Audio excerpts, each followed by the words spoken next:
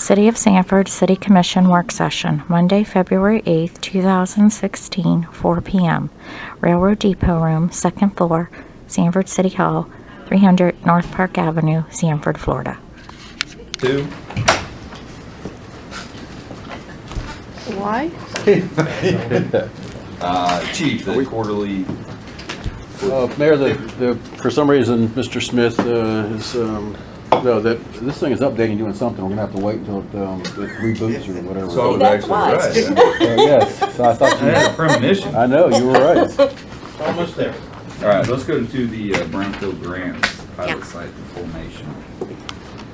Okay, thank you, Mayor, members of the commission. The city applied for and received a $400,000 assessment grant from EPA.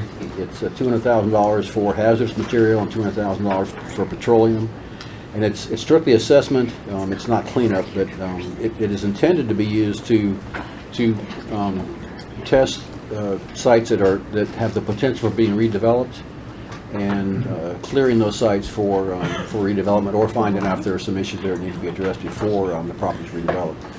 So a big part of the grant with the city is to reach out to the community, let them know what's going on. We're working on some flyers and brochures. We'll have community meetings, but we'd also like to form a committee from it's a citywide grant, so it covers the entire city, to get input from the local residents about the potential for development on some properties they may know of, and also some either real or perceived contamination that we could test for to clear that, either find out or clear it up, the thing. So I'd like to ask the commission to appoint one person each on the committee a couple of weeks from now that would be interested possibly in meeting with us and talking about some of the properties in the community, and also help us select some of the sites, because we have an abundance of sites in Sanford to choose from. We want to get some that are important to the community and do have some chance for redevelopment,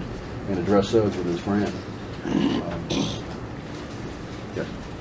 I don't mean to jump in and cut in, and I don't know how the others feel. Just speaking for myself, I see the biggest problem with creating a board for that.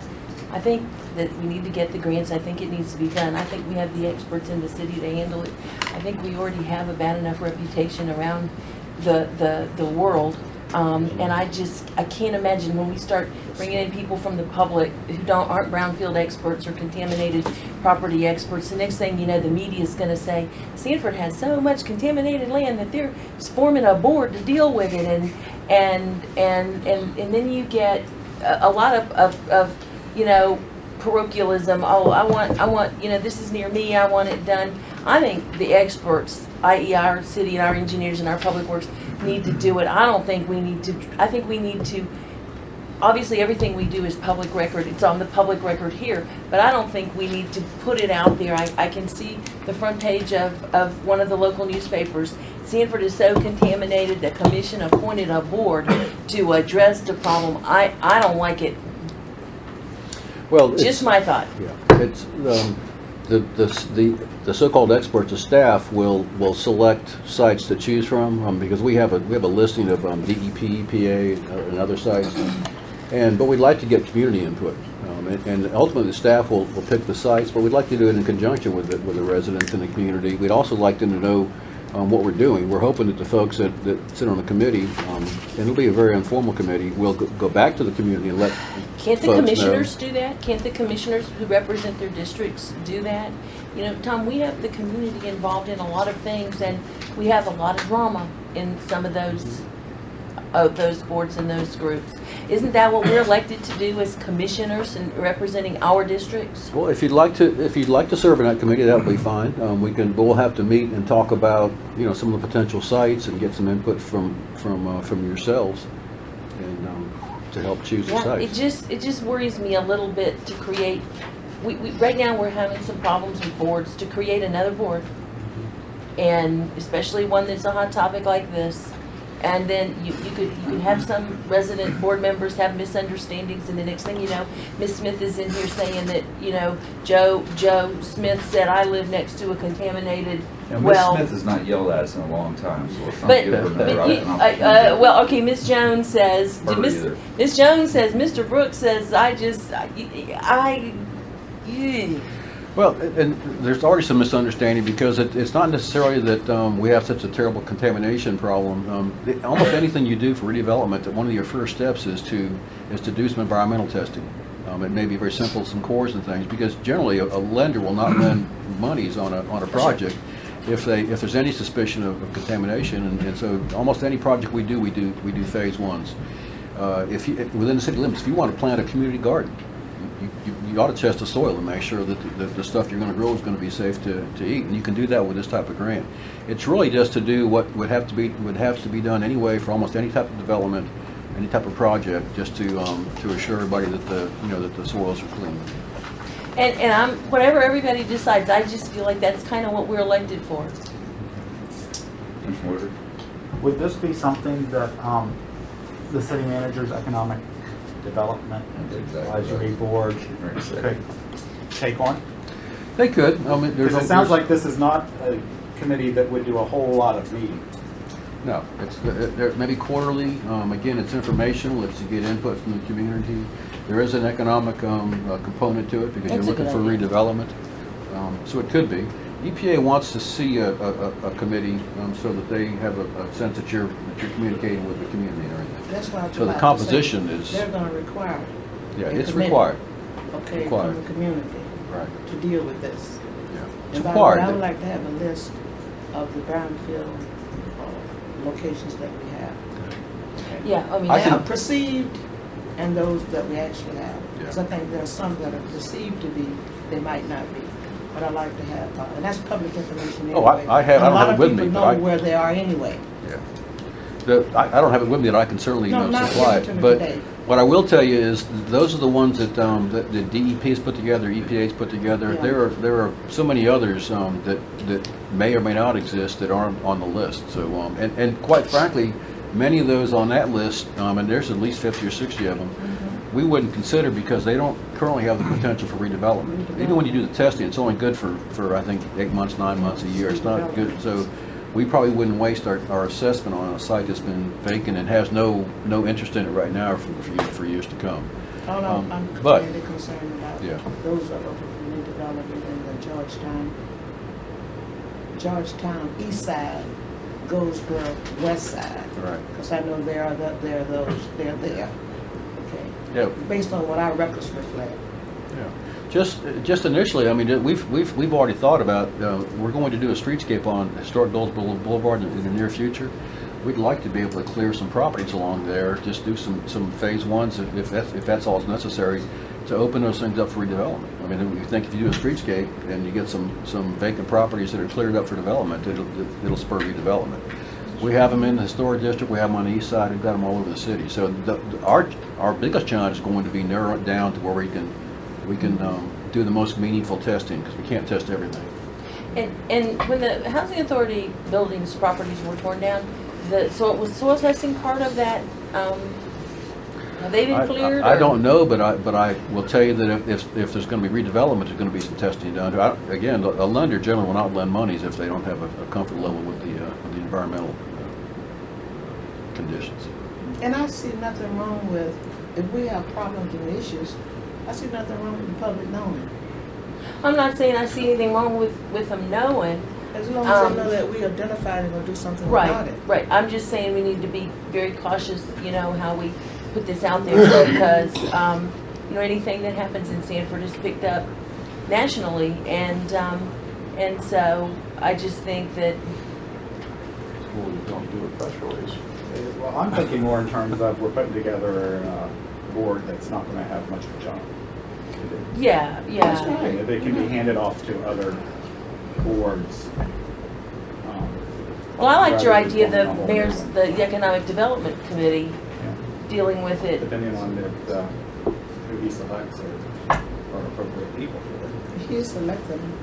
Yeah, it doesn't, We're the not composition, selecting them from each area. Right. who's coming in. Right, they would be the kind of people who would know what's the important properties for the development. And there is a lot of misconception, and as soon as we get up and running, we're needing now, we're gonna start having community meetings and try to erase some of the misconceptions and, what we're doing is. And again, it's another step, this is what you have to do with EPA, because the next step is when you get some legitimate sites, is you go to EPA for a cleanup grant. And, if you've gotten the assessment grant, you've got a lot better chance of getting a cleanup grant than you do. Okay, and the two pilot sites, are those selected because we think there's contamination, or are those selected because we want to get assessments done? Again, almost any place you're going to have any type of development, you need to do environmental testing. We just thought they would be fairly, and I'm going to use the word, uncomplicated sites to get used to the whole EPA process. I'm finding out there are tons of paperwork and submittals and everything else. We thought we would just take two simple ones, start with those. They're going to be very low cost, and for the former Little Red Schoolhouse, if everything tests clear, we're ready to start looking to the cottage homes. There's no funding, and I've tried to contact you.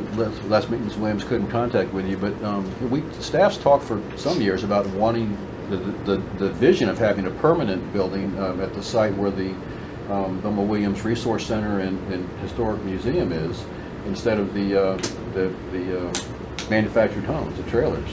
So this would be the first step, at least, to clearing that property. To then, we're also looking for grants and things, but that's just a simple step to Well, I make think it. somebody from the Goldsboro Front Porch, at one of their meetings, I think they had assigned somebody to talk with you or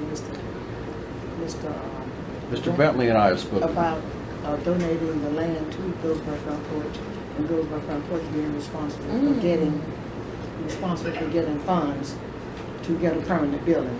It would be, it's a challenge, would be a challenge of getting funds. And Mr. Bentley agreed to head that campaign up, and it would be a wraparound type, it was Right. building for wraparound type services.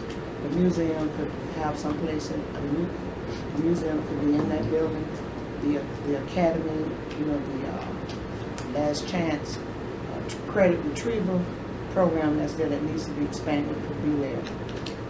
A wraparound type service, and being a permanent building. That's what I think they were talking about in that meeting. Yeah. If they could donate to those Front Porch, they would be responsible for getting funds.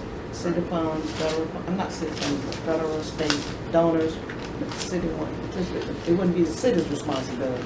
Well, he and I have spoken, and we've agreed to work together Okay, to good. try to make that happen. And I've talked to, we have a gentleman here for grants writing. He's looking into grants and things, so we're going to try to make that happen together. And again, that's why we picked that site, just so it was a very simple place to run a few tests. Yeah. And That would clear be it up, nice so. because it would also really enhance the look of that area. Yeah. You'd have the one nice big landscape building and you wouldn't have the kind of choppy. Yeah. So, All right, back to the brownfield.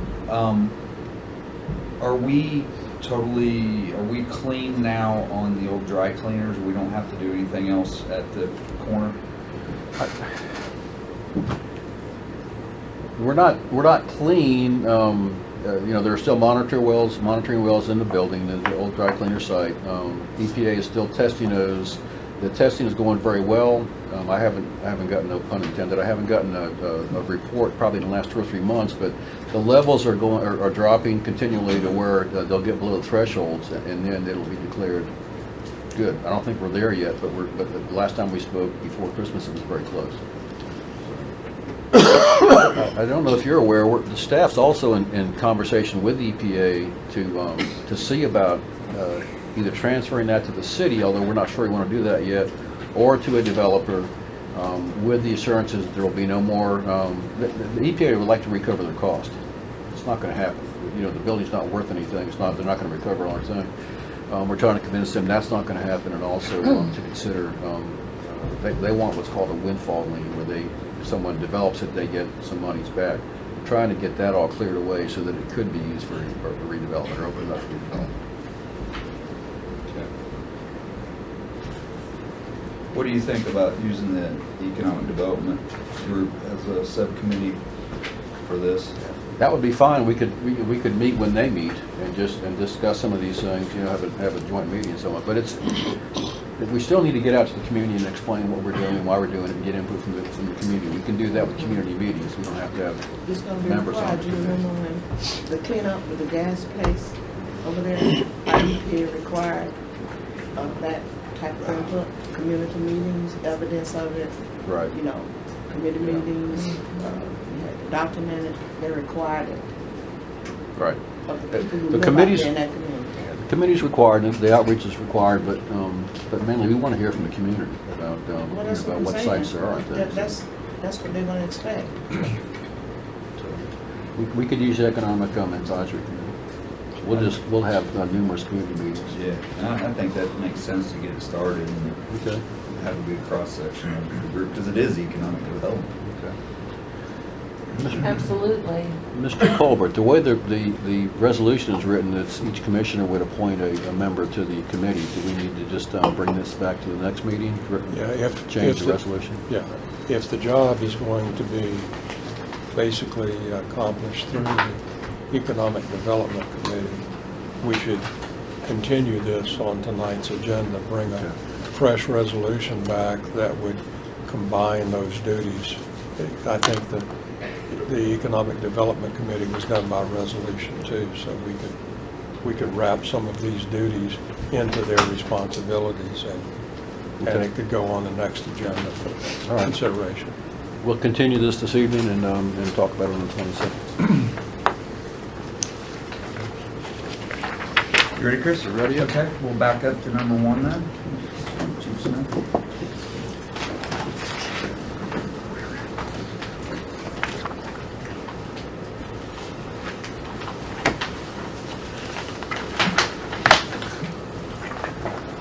Mayor, Commissioners, City Manager. First, let me start by offering an apology to Commissioner Woodruff on the incident that occurred. Okay, good enough. Well, now you piqued our You didn't mean interest. to arrest him? Or what? You gonna give him a verbal Now you warning piqued our or what? Sorry you had to sit in jail for 24 hours. It was an easy night for him. Well, hey, Chief, get ready at dinner. You know, at least I'm going to be saying what happened because now you got us curious. It was a matter of notification on the evening of the shooting. Oh. Everyone else was notified, and it appears though you were left out of that circle. So, just want to make I'm sure. okay. Okay. Great.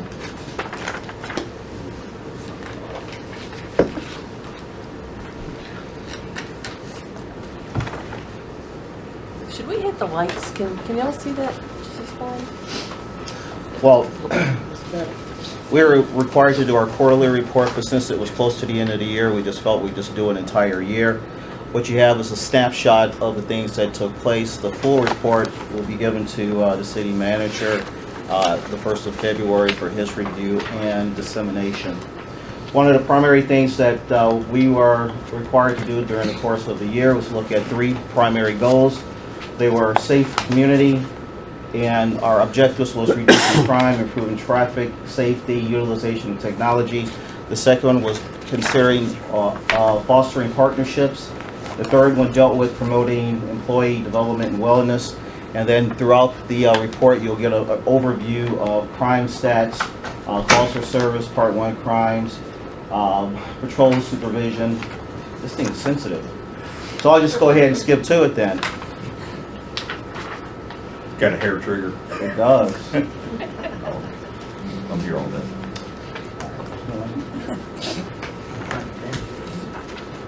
All right, let's try it again.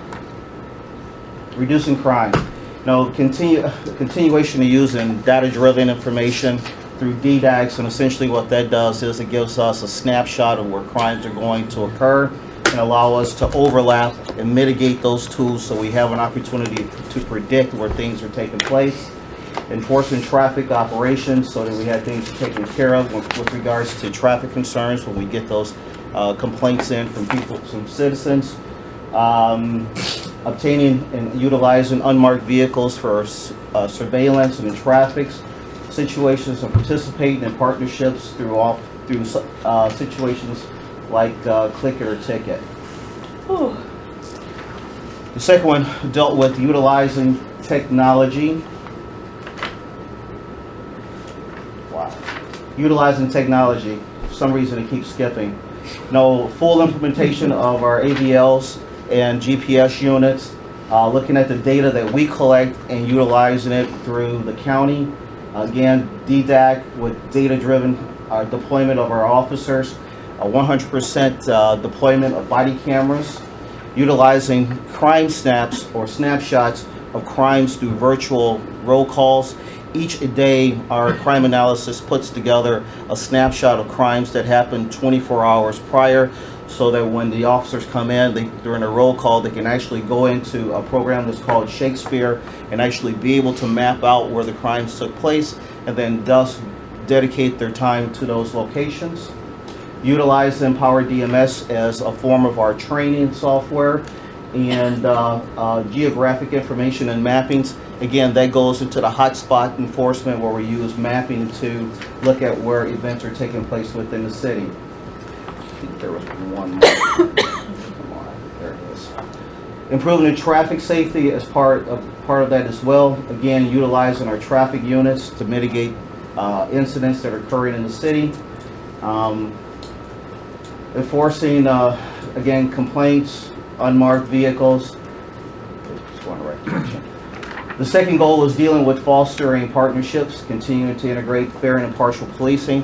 That's the portion that we talk about our biases, and ensuring that each year one of the things we do is recap where we need to be, and also look at using the Department of Justice model on procedural justice and bringing and implementing that into the police department as well. Anti-crime practices through education, through flyers, training, and doing surveys. Again, participating in a number of community events throughout the city and working in coalition with the homeless. The third one dealt with, again, promoting general health and wellness within the police department. One of the things that you probably get hit with occasionally is morale. But one of the things that was important for us was to make sure that we put together a career development program or plan so that each officer has an opportunity to look at where they want to be, also looking at succession planning within the police department and moving them forward. Again, using Power DMX, looking at Police Law Institute, which is one of the things that we started about 2 years ago. And essentially what this does is it gives us a monthly snapshot of changes of laws around the country, and each officer is required to do at least an hour to 2 hours of training on laws throughout the country. When we started looking at the fact that we just had this officer-involved shooting, one of the things that they're going to want to know is what's the training, are the officers up to date on their training? When they pull out their files, we have the ability to show that they've been trained on the different laws throughout the entire country. Again, looking at how we engage with the officers, making sure that their knowledge is in place, and then at the same time giving them the opportunity to participate in different programs, whether it's the officers receiving recognition in the department itself, or making sure that their fitness is important. Can you go back, because I always hate it when there's a presentation and I feel like I don't understand something. What is Power DMS? Power DMS is our system where we keep all of our policies and procedures. So the officers go into Power DMS to look at policies, procedures. Okay, the computer program. Yes, ma'am. And then what is Tunnel to Towers? Tunnel to Towers is a run that's that like done in in New Orlando. York? No, it's in Orlando. Oh, I was thinking Twin Towers. No. Okay, gotcha. Thank you. We're talking about our crime stats. Calls for services, basically, we had 128,000 calls for services, which is a 7% decrease from last year and a 6% increase over the past 5 years. And one of the areas that we look at is in the middle green, the lighter green, where officer-initiated calls were during the course of 2015 compared to 2016. We saw that one of the things we wanted to do was ensure that our officers continue to be actively involved and that they were the ones who were initiating the calls. And as we look at 911 and just general telephone calls into the department, their officer-initiated calls are still higher than those two numbers combined, whether people were making 911 calls or calling in for just general information on what's going on. Over the 5-year average, again, you'll notice that, that the officer-initiated calls are still relatively high compared to the past 5 years. This is the information that is sent to the for our UCR report. In 2015, we had 3,100 Part 1 crimes, resulting in a 9% decrease from last year and a 13% decrease over the past 5 years. So when we report this to the UCR, when our UCR report comes back from the FBI and from the state, we will actually show that it was a 9% decrease from last year, and when last year we were at 11% decrease in our crime rate. And Part 1 crimes are these 1, 2, 3, 4, 5, these first seven Yes, violent crimes? including burglary, larceny. Oh, they do include those? Yes. Oh, okay, so everything, okay. Everything that's on that sheet. And again, looking at the overall for the past 5 years, it's showing that we have a 13% decrease in crime over the past 13 years on average. Traffic, in 2015, 2,500 traffic crashes, which was a 2% increase from last year, and a 30% increase over the past 5 years. Essentially, we got a lot of bad drivers in town, and we have gone out and done a number of enforcement activities to try to decrease those numbers, but this is one of the ones that's very difficult to do, because when we get traffic crashes, we can put people in the intersections and locations, but people can continuously run into each other. It's a misfortune. So we're still working to try to reduce those numbers. Patrol operations. What we did last year was started to look at what's called M's of O's and M's of U's. Obligated and unobligated time during the course of the officer's shifts. So what we did this year was looked at the fact that approximately 77 pieces of work in the form of reports, citations, and community outreach were done by each officer. From the low end, it was 35 to the high end of 119. Overall, there were 59,000 contacts essentially that were done. And this gives you a breakdown of what each of the 4 or 5 shifts did. Trainees are going to be a little bit off. The power watch is going to be a little low because there's only 4 officers that are essentially assigned to the power watch. What is the power watch? I don't mean I'm to sorry. keep doing this, but It's okay. we all know the answers to all these questions. What's the power watch? The power watch is the 3 to 3 shift. All of the other shifts were Alpha and Charlie are day shift essentially. They work from 6 in the morning to 6 in the afternoon, 6 in the evening. Bravo and Charlie works from 6 in the evening until 6 in the morning. So the other 4 shifts, initial 4 shifts, essentially are 12 hours. And the power shift is kind of the in-between mid-shift. 3 p.m. to 3 a.m.? Yes, ma'am. So they work 3 P's to 3 A's. One of our goals for last year was that we would have 100 contacts or 100 pieces of outreach within the community. We maxed that out to 1,800, which essentially comes out that we were doing something almost three times a day, doing positive contacts with people within the community. So on each of our shifts. So always looking at the things that we were doing, we were able to formalize this by going into the county and putting a call sign or a dedicated call sign in, so that when the officers are out, whether that's doing walk-in talks, if they're out doing business checks, each of those are dedicated numbers so that we're able to quantify what the officers are doing during the course of their shifts. The K-9 operations, we have 2 K-9 officers, Ito and Aramis. They work essentially the opposite shifts of each other, so that we have one on Bravo and one on Delta. So essentially, we will always have a dog during the evening hours. During the daytime hours, we generally will have the use of either a county K-9 or one of the other agencies that's in Seminole County. Strategic Services is the investigative section within the police department. There were assigned 1,600 cases and reported a 29% clearance code, or 29% clearance on overall cases through the last year.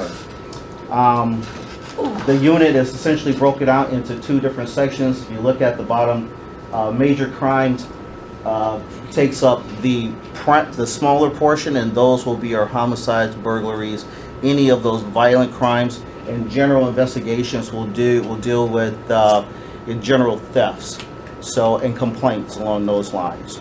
So they're kind of broken up into those two sections within the police department. Chief, is that a pretty standard average clearance rate? Actually, we have had a higher clearance rate than some of our other partners. Really? Yes, ma'am. So just across the board, if you clear 30% About a of third. violent crimes, you've done well.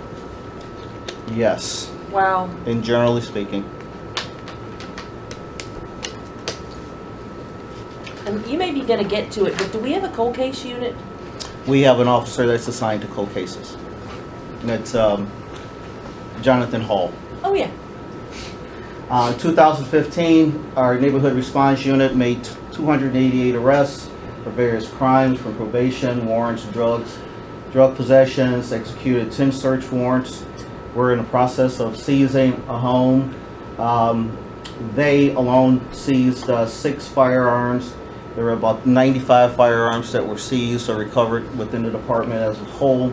2 vehicles and $23,000 in seizures. Essentially, in each of these frames is one case. So you have one case where you see an individual that was selling pills, took his money. Another case where we had individuals selling not only cocaine, crack, but also was in possession of guns. And the upper one was another case where pills and marijuana was being sold. Each of these are 3 individual cases. And the home is being seized because it was drug activity? Yes, ma'am. That home is in Country, I'm looking at Bill because we just had a meeting on it, in Country Club Estates. Country Club Estates. Wow. So we're in the process of working through that, through the court system. One of the other things that we have just started, we started working with ATF. They've assigned 3 officers to our NRU unit. They'll be working with our officers 3 days a week, as well as having a member of the U.S. Attorney's Office out of Orlando to assist us on some of our other violent crime cases that we have within the city. Presently, we have an officer that's assigned to DEA and an officer assigned to CCIB, which is the City County Investigative Bureau. Again, just a snapshot of the things that these officers were doing and the things that we've taken off of the streets in our community and some of the other communities surrounding us. One of the big things that we started to see, again, is the dismantling of the 40 meth labs. Though we have run across a couple of them, the fire department came across one here most recently within the past week. We have an officer that's assigned who's probably the one in the Seminole County area assigned to dismantling meth labs within our county. And those 40 meth labs were in the county or just the city? It's a combination, Wow. but because he is the lead guy on them, we get the credit for it. Interesting. Our strategic services continues with traffic and aggressive driving unit. These are the motorcycle officers, the officers that you will see in a lot of our school zones. They're the ones who respond to the majority of our traffic accidents. They're also the ones who deal with the number of fatalities that take place. They are the ones who do the majority of those investigations. Okay, you gotta tell us what blue forms are. I'm sorry. You gotta tell us what blue forms are. Blue forms are the, when you do your accident. you Okay. get- you have Accident the- report? Yes, ma'am. Got it. Okay. The Community Relations Unit, over 90 different meetings and programs throughout the entire city, including a couple of the ones up there, our Domestic Violence, Latino Festival, air shows, Kids and Cops Family Days. When we had National Night Out, it's one of the largest national night outs that they've had in quite some time within the community, that was held down at Fort Mellon Park. The trailer is our community relations youth activity trailer that has been out a number of times in numerous locations throughout the city, where the officers have been out playing basketballs, they've been out doing barbecues, essentially creating that partnership within the community. And you can put the art festival on that list too. That was one of the events that got y'all huge kudos from the public. Well, we're going to continue with strategic Oh, services. there you go. And, you know, the other 107 events that we took part in during the course of the year. Again, just numerous things that we've been doing, working with Parks and Recreation on a number of events throughout the city. Again, strategic services with our school resource officers. During the course of the year, unfortunately, we've had to make 49 arrests in our school, plus 14 capias, which covers the 9 schools. And our officers cover, actually, there's 10 schools that our officers actually cover. One of the things that we recently had a meeting with the school board on is that we only have 7 officers that are assigned to the 10 schools. The school board has asked us and all of the schools in Seminole County to ensure, starting in August of 2016, that there is an officer dedicated to every school within the county. So into doing that, that's going to require us to have an additional 3 officers, either utilized from taken out of our patrol shifts, and or we'll have to hire an additional 3 officers in order to accommodate that. Tell them to bring out their checkbook. Yeah. I'm- Amen. We'd be happy to accommodate. Getting to that. Okay. They are You sound meeting. like the state here for a second. They're meeting next week to bring it before their board, and they're offering to pay 50% of the cost of an officer, That's what they do now. which is essentially what they're doing right now. But what we'll end up doing is having 10 officers exclusively assigned to schools throughout Sanford. The other option is that we turn it all over to the county. One of the things that we do know, or has been in discussion, is that the present safety director for the school district is going to be stepping down, and that a county sheriff will be taking over that portion, and that the idea is that they will give us the option of maintaining our own schools, and or they will just take schools. So my proposal is that we keep our schools under our control as best we can. Why? Yeah, good question. Why? Why we keep them as a... Well, one of I'm the just asking. oh no, one of the reasons is that we become familiar with our kids, and we become familiar with their parents, and we become familiar with what's going on in those households in those areas. Because once we lose that connection, it's difficult for us to get that connection back. And by having our kids, our officers teaching either the focus classes that are there or dealing with the issues, we have that personal one-on-one connection with dealing with issues as they come up within our city. So by turning that over to the sheriff's department, we have no connection whatsoever to what's going on in the schools, period. Couldn't they And we share? lose that. Couldn't they share? And so- Well, if we, I'm from I'm sorry. The sheriff department, share and providing services for the schools in the city. Well, if we, right now, they are, because they take over Journey's school, and there's one other school that's handled by the county right now that we don't handle. So there are schools within the city that they are dealing with. One, because we've never been asked to deal with them, and two, what the system that we have now is that our officers who teach the focus classes go between the schools to teach the focus, essentially the DARE classes in the schools. So right now, they kind of float between the schools. Essentially, either we keep the 7 and they put 3 officers in to those schools, or we have 10 officers and we deal with the best we can from there. I think we lose a great deal of value if we walk away from the school system, because that's one of the few things that we have that's positive with building a relationship with the kids in the schools. Plus, when there's incidents that happen within our city, whether it's a domestic issue, I'll put it in this sense, there have been incidents where the sheriff has been in one of our schools teaching a class and an incident takes place and they call us to deal with the incident.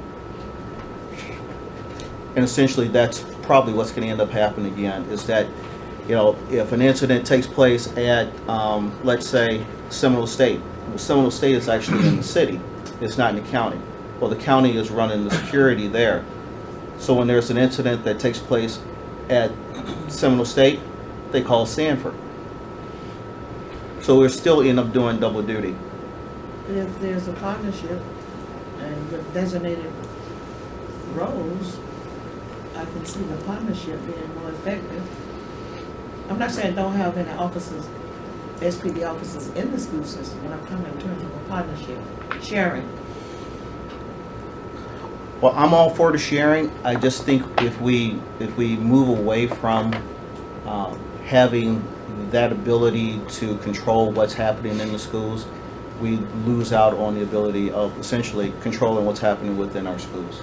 I agree with the chief. I think we need to be the face that they see in the schools in Sanford. How much time, if you've got a 40-hour person, how much time is that person, police officer, actually spending at that school that they're paying 50% of? Well, And what I'm getting at is it something to where we could say, okay, yeah, we want to be a party to it, here's the 50% that you guys are putting into it, we have them on the streets for the other 50%?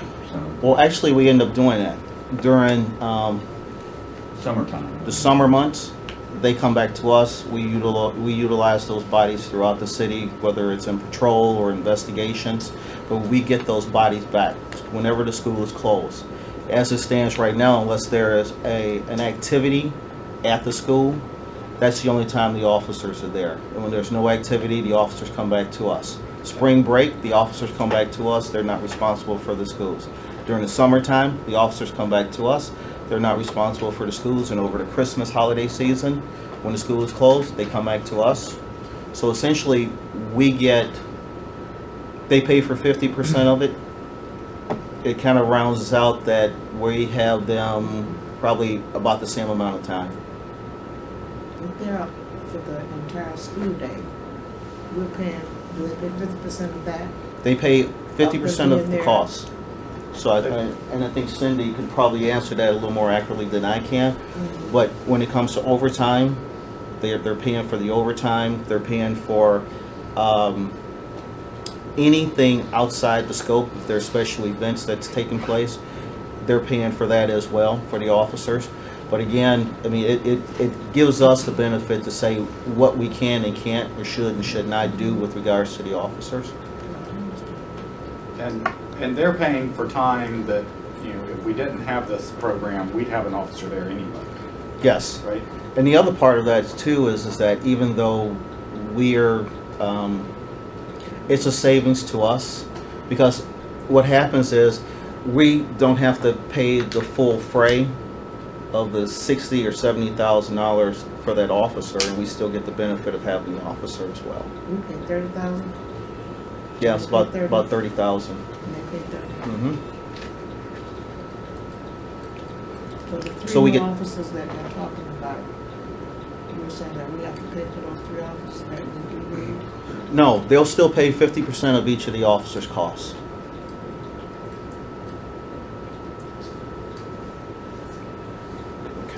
So we get 3 more officers at half price, but half of their time is tied up in schools. Yes.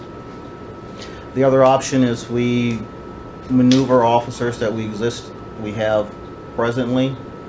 I will tell you is that as of today, we are down 9 officers, and we began the hiring process, the testing process today to try to fill those 9 positions. So that gives us at least until August to make a determination if we need to do anything. This is not something that we're coming and asking the commission for money for right now. This will be proposed in our 2016-17 budget. Can a CSO do that job? No, they want an armed officer there. We went through all of the scenarios, whether we could have reserve officers. They don't want reserve officers there. They want full-time sworn officers in the school. Let me ask you this, the officers that are there during the day, I think, how many hours is the day of school? 7, 8? They're there when school starts at 7:10. I know at Oviedo, she's there from probably 6:45 until after 3 something. Okay. But she's on and off campus too. Okay, but what I wanna know is after she leaves there, after they leave the school, do they go home or do they have to come back to the city and provide services? No, they go home. They either go home or they come back to the station to complete any reports that they have. So they don't put in as many hours as the other officers do, like, They're not- most officers work 12 hours or something? The other officers work what's called a pyramid. They work 3 days on, 2 days off, 2 days on, 3 days off to equate what their 12 hours. Either way, they end up working 86 and a half hours. So it doesn't matter if they're doing a 12-hour shift or they're working 8 and a quarter or 8 and a half hours for an entire school day. The other thing we have to look at as well is that when I allocated or indicated that we had 49 arrests, if there are complaints or things that have taken place in the school, they're the ones who are dealing with all of the issues that's taking place within the school. We're not calling an additional officer in to deal with the affairs. So it's not unusual for the officers to have an extended day during the course of their school day. Chief, have you met with the other chiefs about this? Have you guys had a sit down with this? We- Obviously, we're being affected more so than any of the other departments for all intents and purposes because of the number of schools that we have. Mm-hmm. Not to put Jim on any crunch or Cynthia, but I'd like to see the comparisons of cities as to what the expectation, reality, and cost is going to be for our city because we've got 9, 10? 10. 10 plus a couple that you say we're not already servicing. Well, no, we wouldn't pick up anything more than what we already have. What affects is that if someone's at Bentley Elementary School, they have to go to Hamilton to teach focus. The officer is going to be there during the course of the morning and then go to Hamilton to do focus in the afternoon. Where now you've got a dedicated officer to deal with all of the issues full-time, every day, including teaching the classes that are that's there. I just look at it as, and I agree, we need the presence of our blue uniforms there and our men and women. I just look at, we're 9 short now that we're trying to hire. This throws an additional 3 on it. And I think that it stresses us a lot more than some of the other cities. In fact, I know it does. Look at Winter Springs. You know, they probably won't even, they're not affected. Maybe 1. They won't be Oviedo. I think the highest numbers would be Seminole County itself. Seminole County, us, and Oviedo. Oviedo and Sanford need 3 officers. Longwood, I think it was 1 or 2. Castleberry, I don't remember what Castleberry's was. Altamont was either 1 or 2. So because we have the highest number of schools, get hit with the larger number. I just like to, when we come down to this, and I look at this and I think it's a great thing. I mean, I wish we could have 2 at every school, but this bleeds straight to what the state does to us. We don't care that it's going to cost you money that you don't have. Here's your option. No, we had a meeting with all of the chiefs and the sheriff to go through what the numbers would look like and who would need what in each city. So, my proposal is that we stick with our own people instead of having to deal with that. Though we have the partnership and the combination, I think we still run the risk of losing some of that connectivity that we've been building for the past year or so.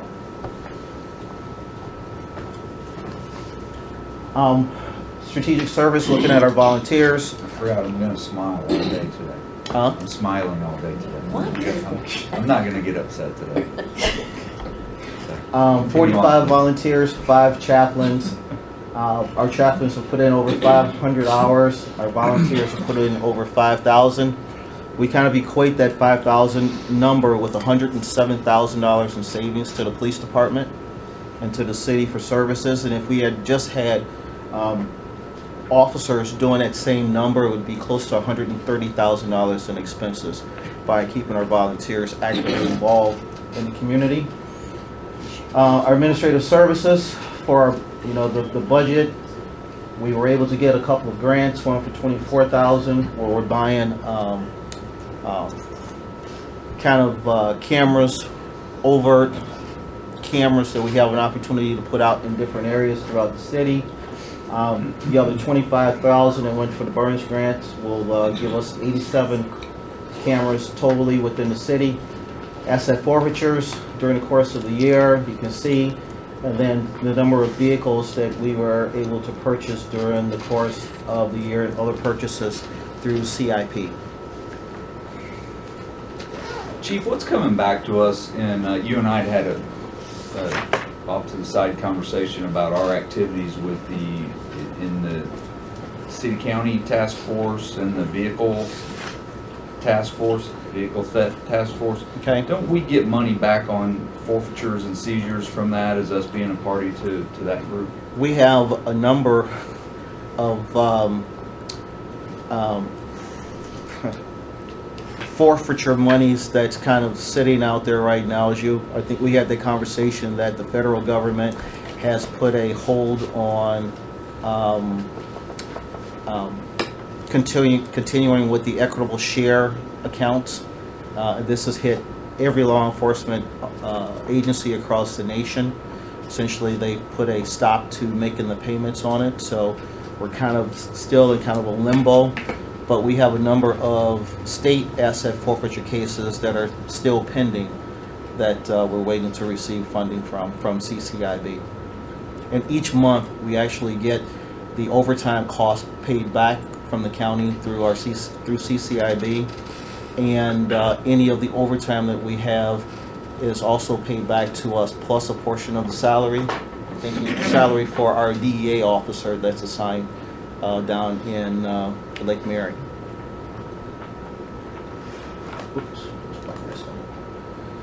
Professional standards, 2015, 35 internal administrative investigations. 12 of them was handled by professional standards. 10 were investigated by sergeants or sergeants, lieutenants, and we had 13 crashes that were investigated as well. There's a 36% decrease in our administrative investigations throughout the year compared to 2014. As you can see, that the majority of our investigations were initiated from internal instead of external complaints, and most of those were to determine compliance with policies and procedures. Our training unit within the department itself conducted over 15,000 hours of training. Again, this is ongoing, constant training for the officers, just some of the things that they have conducted the training on.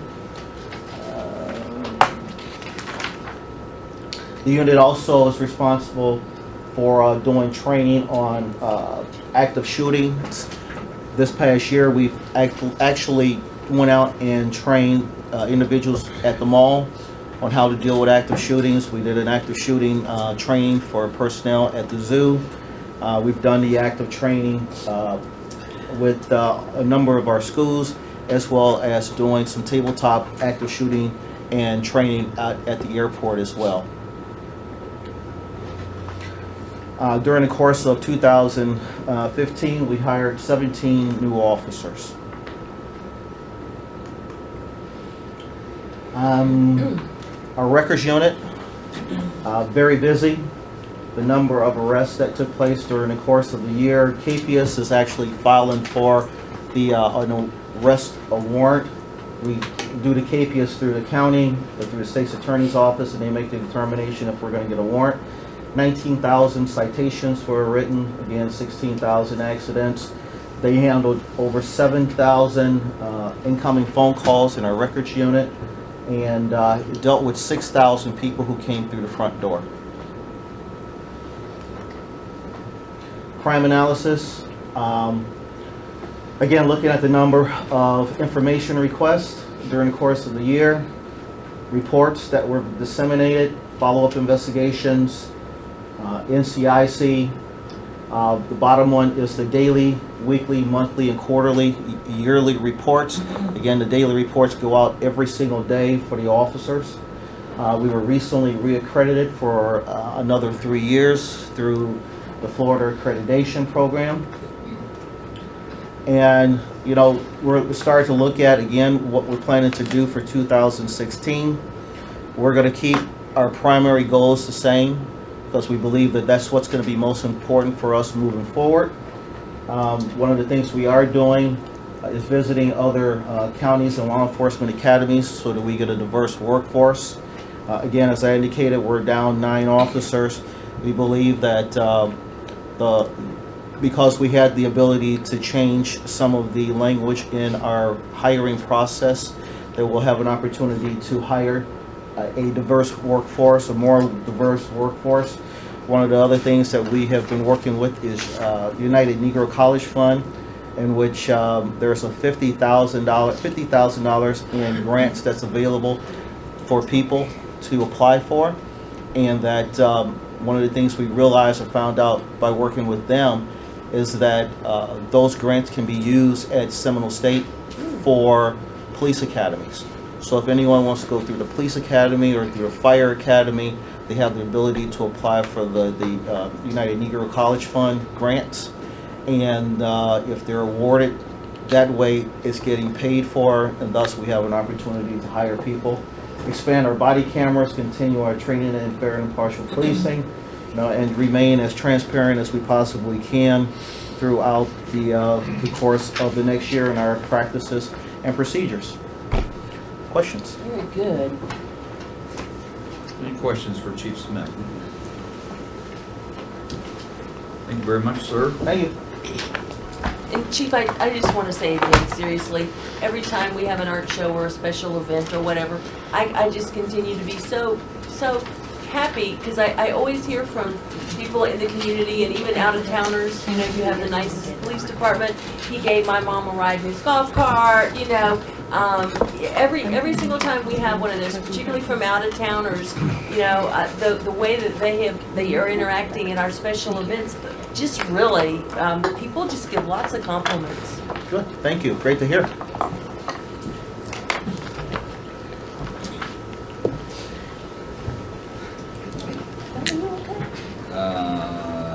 Airport authority. Moving right along, thank you, Chief. Thanks, Chief. Tonight on consent item A, the staff's is requesting that the city approve the Sanford Airport Authority Mutual Economic Incentive Agreement. Ms. Cruz is here from the airport to answer any questions you may have in detail. The agreement provides that the city will provide the Sanford Airport Authority an incentive package in the amount of $50,000 to be used exclusively for airline attraction and retention. Seminole County has committed $100,000 to this agreement. The purpose of the agreement is to memorialize the terms and conditions relative to the city participation. The commission did approve the funding on April 27th of this year, and this is the agreement to go along with the funding. The airport authority will administer the agreement and provide $50,000 themselves and certain airport fee reductions, administer the distribution of the incentive monies containing the agreement, And the city will get annual reports on how the retention is progressing. It's a 5-year agreement with the number of passengers guaranteed, I believe, for the first 3 years. If the Commission has any questions, be glad to answer any questions you may have. Any questions for Mr. Cruz or Mr. George regarding this? I know we've talked about it before and talked about it again. The only question I had that I asked Mr. Bonaparte the other day was the administration, if they don't comply with the order, that's going to be administered by you, correct? Okay, and so there is a reverter clause if they don't comply or exceed expectations. There's a notice provision, a 30-day notice for them to correct any deficiencies, and if there's also a provision for default if they're not performing. I think it's a 45-day provision that the city can default. Depending on the circumstances, the city would then be refunded any remaining monies that had not been expended. And if the money has been misappropriated, the city would be entitled to the monies that were misappropriated also. Okay. I had some questions on the legal review. I see where, I read where the last sentence, you have no legal objection with regard to the legality of the text of the proposed agreement, but the city attorney has reviewed this agenda item and has questions as to the program set forth in the city code under which the $50,000 expenditure is to be made. And with regard to an entity named TUI Airlines, etc., whether such an entity is duly organized and validly existing under the laws of the state of Florida, what's the detail there? The agreement is fine. I think early on there was a question about what we normally do when somebody is getting money from the city. We check to see if they are authorized to do business in Florida. The agreement represents that TUI is authorized. I think there was some stuff going back between our office and the airport where they were getting that documentation. I'm not sure if the final documentation has been obtained, but it looked like we had some documents that I saw last week. Documentation was provided from the Okay. FAA and the DOT. Okay. That's been provided since the memo was written. Okay, great. And the other question, we were talking with finance to see whether or not, in their opinion, the code needed to be tweaked a bit in that right now it's clear that you can spend money to get new business. This puts the additional thing of retention in, and there was some discussion back and forth about Okay. does there need to be a tweak. But I think- there isn't anything really wrong with this, and we approve the agreement. Got it. Okay, any further questions? No? I think it looks good, Diane. Okay. Thank you. Yes, ma'am. We will be coming back at your next meeting with a similar agreement for national for $20,000. I'm pushing the envelope now. So this is, What was the thing about the cookie? Yeah.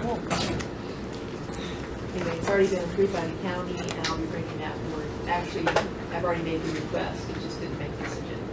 Okay. If you have any Okay. questions, you're certainly welcome to ask me at any time. Okay. Are they charter only? No, national, No. TUI. no, they have several airlines. They have Jet Air flies to Brussels, TUI, which was the Arca flight, flies to Amsterdam, and then Thompson is chartered. They fly to about 5 or 6 different destinations within the UK. So far, all of our economic incentive money has gone to the airport, hasn't it?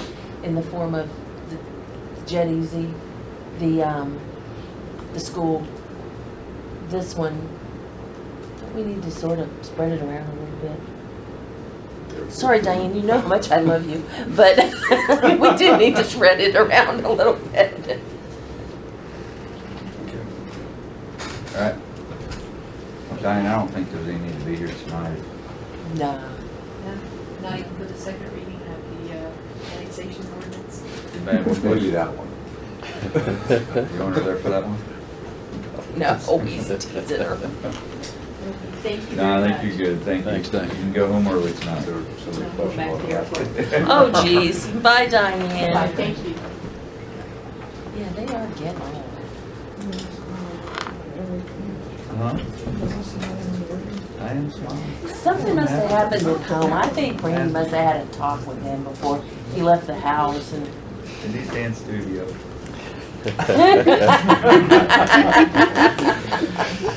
Okay, this is related to the real property located at 119 South Magnolia Avenue, commonly known as Cindy's Dance Studio.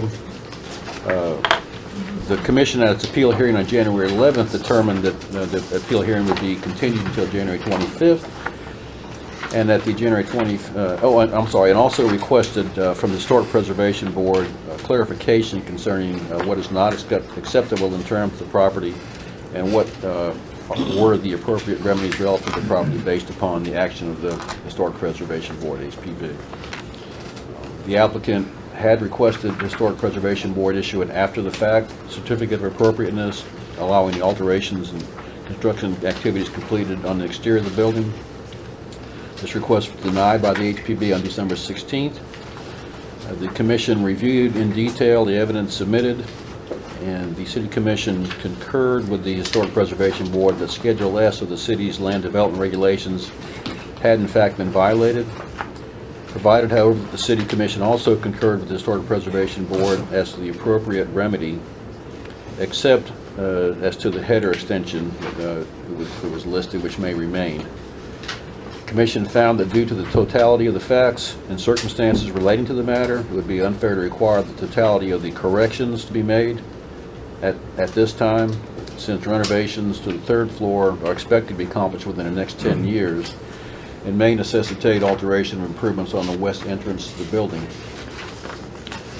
The Commission further found that it would be fair and just for the west side of the building to remain as is until there is further restoration accomplished on the building within the 10-year period, providing that the owner would make application to the Historic Preservation Board for any renovations and comply with the requirements for the west elevation as directed by the Historic Preservation Board at that time. The Commission also found that no additional repairs or renovations shall be made to the exterior of the structure on the property without Historic Preservation Board approval in accordance with Schedule S, and that any violation of that provision would nullify the remaining portion of the up to 10-year abatement of remedial actions as provided. That is on, go ahead, Mr. Based on the commission's decision the other night, we prepared an order. This is the order.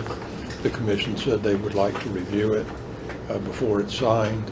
If you've got questions, either Mr. George or I can help answer them. If it's on your consent agenda, if you don't have any questions, or if your questions get answered when you approve the consent agenda, this will be approved. It'll then be signed. The property owner will sign it, the document will be recorded, and it will run with the land as you requested that it be.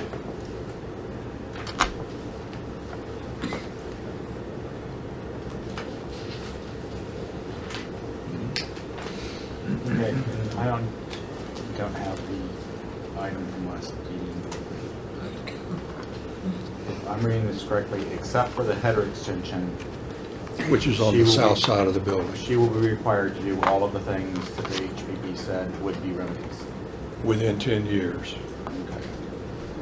pursuant to the regulations, pursuant to applying to the Historic Preservation Board for a certificate of appropriateness and it being approved under the regulations that exist at that time. And I think one of the items was trim detail on the transom windows. And that was, But that gets covered by well, that was on, No, it doesn't. that was on the south side. It was On the south it side, does never- it specifically say that the south side didn't have to be changed? South side was to stay the same. This says that south side stays the same. Yeah. The south side, Because I asked her about that little trim detail, Right. and she said it was, most likely it was window frame and not actually trim detail, and just to Right. leave it. the way the motion was and the way discussion was, as I understood it, and I took notes that night, but I can't Oh, say yeah, I'm no, infallible, but as I understood it, the south side was being accepted as is, and that the header that was put up there that extended the entire length of the south side could stay. The Yeah. HPB request was to take part of it off. But the issue remaining was the west side, Right. and that part is being held in abeyance for up to 10 years. I kind of remember. But I'm just worried that, unless I'm missing something here, one of the items that I thought the HPB said had to be corrected was what they call trim detail, but was the window frames on the transom windows on the south side. And this doesn't specifically say the south side remains as is, does it? I made the motion to do just the west facade. After listening to Christine talking about the south side of the building being a secondary facade and not as integral and important as the west facade. So I wasn't, and maybe we left that out when we left the motion. I thought that we were going to leave the south side. Well, yes, because I brought that one piece, that one item up, and she said that it was like it was not, most likely when they covered it with the wood, it was probably done just to cover the seam, but that wasn't there. That what would have been there would have been just the framing for the transom. Is that how you remember that, Russ? And so she said not to, and Christine said, she said something along the lines of, I don't know the words or not, but she said other lines of, I wouldn't even worry, I'm not too worried about that. That's what I thought.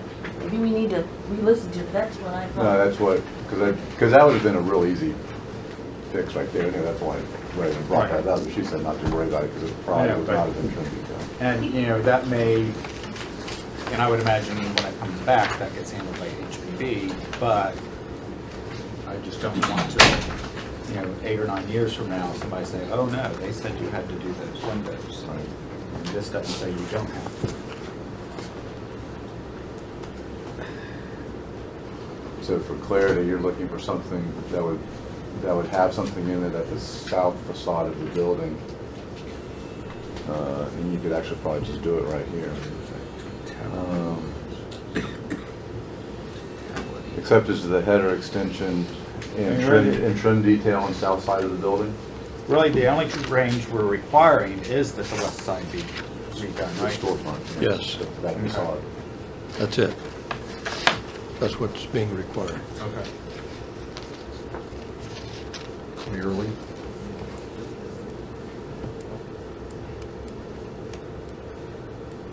And I see what Bill's saying. He's saying totality of the findings, but what we're saying in the next paragraph at the top, page 3, is it would be fair and just for the west side of the building until further restoration. But it doesn't really spell out that.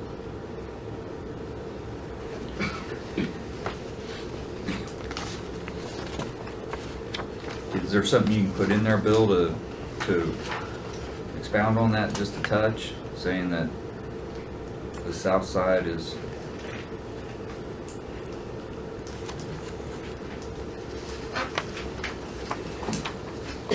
and then and I want to also make sure that it's that in 10 years that, and it states at the Historic Preservation Board at that time, because code may change or the definitions may change, or if they put an elevator in, that may change. They're not, someone doesn't go to them 10 years from now and say, okay, you need to put storefront windows in that. It does say it is required by controlling codes. So if the code doesn't allow it to happen, then the Florida building code is going to really kind of supersede. Would that be correct, Bill? If they got to do something, the Florida building code is going to dictate some stuff before the historic side will. theory, they should maintain, but certain historic features can be at or maintained even though they may not meet the current. Something's right there that says south side changes maybe that. One and two. And then two is the west side gets changed sometime in the next 10 years. Bottom of page 3.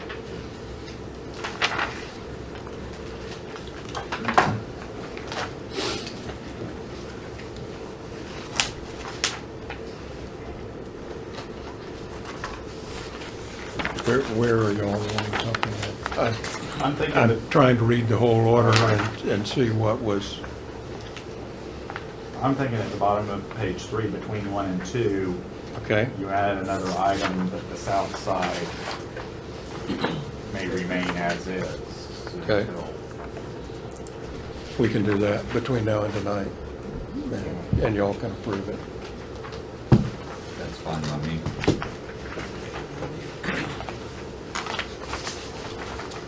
I just don't want to. Well, it makes it, well, yeah, it makes it really, Clear. because you know she'll ask that question.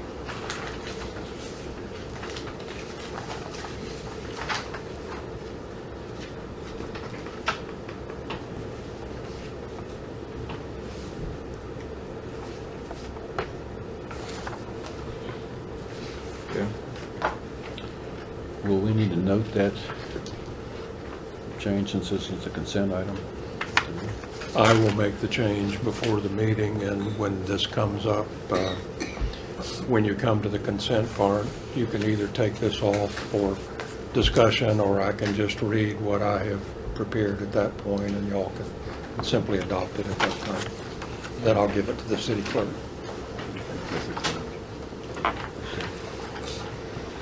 Okay, anything else on Cindy's?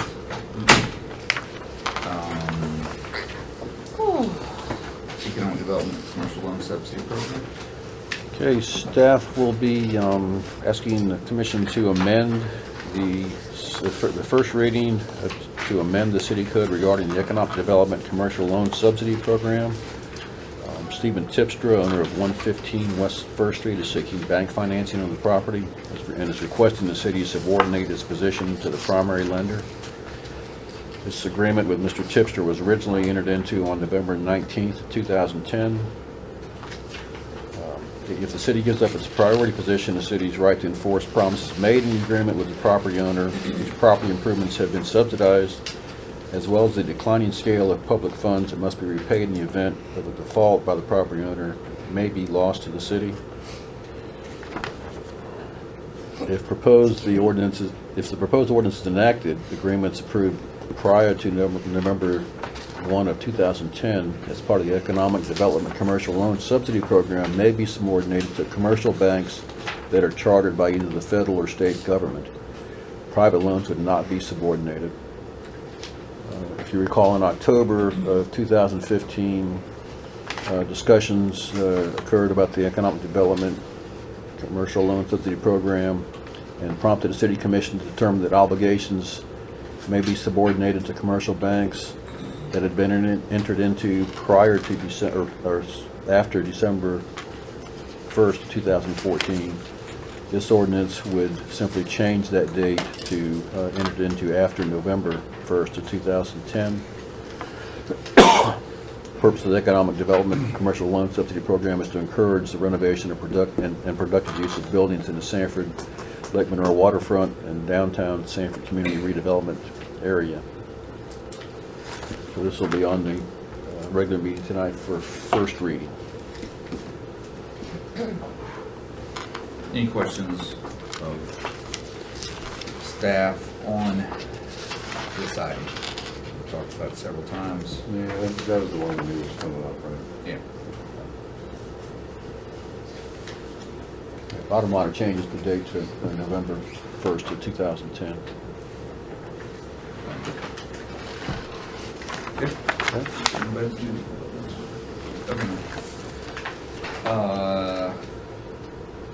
I absolutely forgot to do the appointment.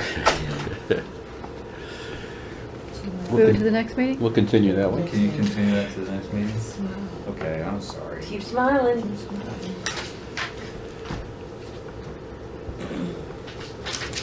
That's all I've got. Look at him. It's like it's hard for him. His little face is curling up here. Tomorrow, Just- today, tomorrow will be worse. Just a couple of comments. Consent agenda C, or item C, is to adopt the general fund reserve policy of 25%. Don't know if the commission had any questions about that. That's a consent item tonight. And last thing, we have a consent item to approve the Pints and Paws special event. The applicant, after the agenda was prepared, has submitted a request to add one closure of an alley. Ms. Williams, please.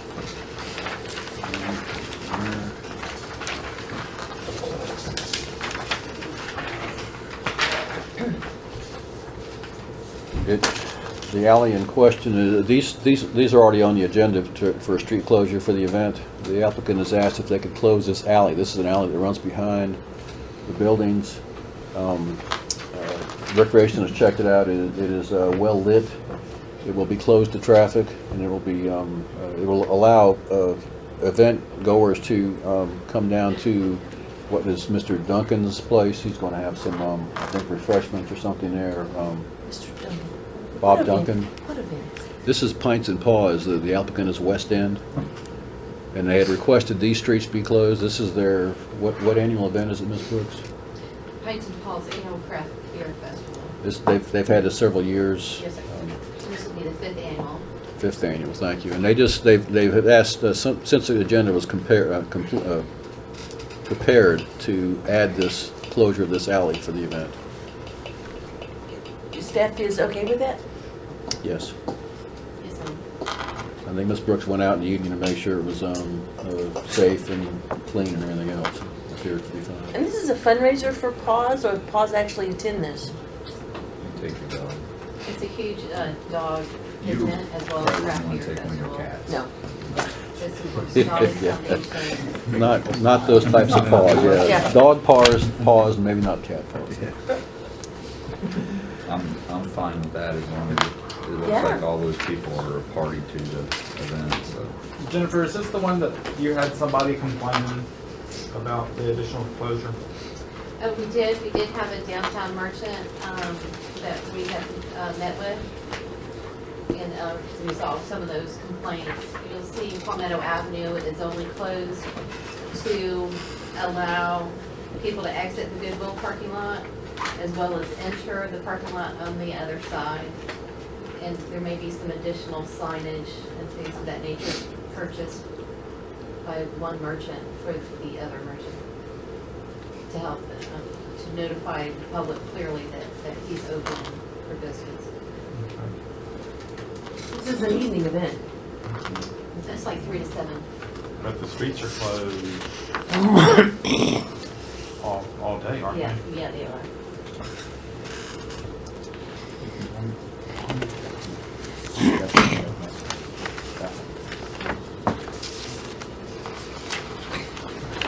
I like the events, but it always bothers me that we're closing off access to brick and mortar businesses Yes, sir. He's also been offered that aren't involved in the event. he's also been offered a free vendor spot, Okay.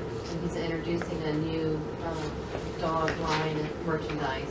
I think we've got it properly Okay. worked out. But we will continue to check at any future events to sort of mediate that.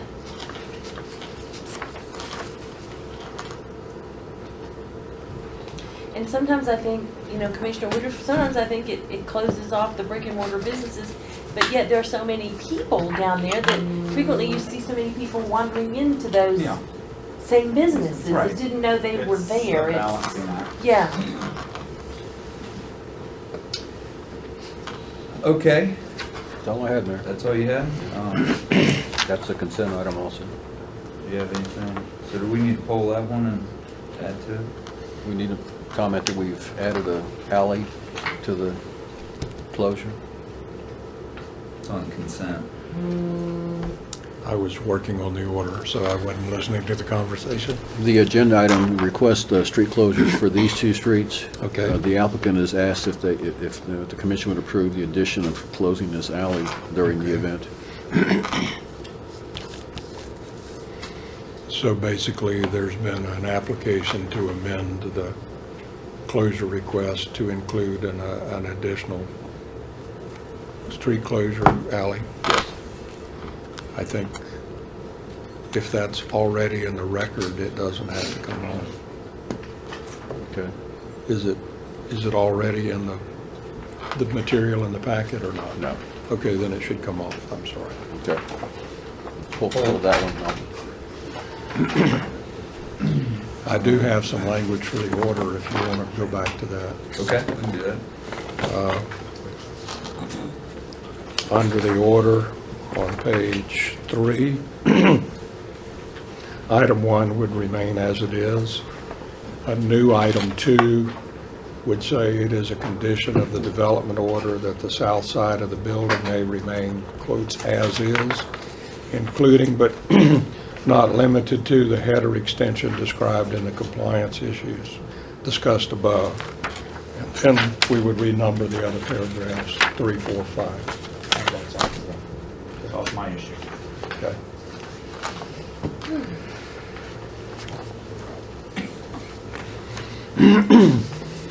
So this one doesn't have to come off if you agree with that language, just as we've discussed and approved it here in the work session. Okay, so it doesn't have to come on? No. Because I'll be handing it to the clerk. She'll have it. Okay. So we don't need to pull that? Not really. Okay. Okay, excuse me. Randy, do you have anything to add? Do you need, or you got anything you need to add? Well, I got a couple of things I can talk about now. Downstairs. Okay. Has anybody else gotten calls from the chamber? Everybody. And I didn't mean everybody's gotten calls, I mean the world is called. The chamber, Yeah. Paul Osborne, Moral Wisdom, it just goes on and on. I mean, first thing Friday. I'm still getting them right now. Are we? Which question? Well, I mean, the request to me was to continue that event so they can have more time to discuss. And I was trying to get hold of Charles. And haven't had a chance to talk to him yet. I don't know if anybody's talked to him. Well, I think it's the biggest complaint that I got from the downtown merchants is that they lost a whole lot of money because there wasn't any bike festivities downtown.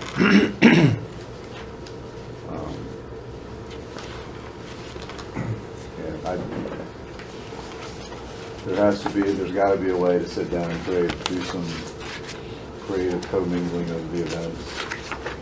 I don't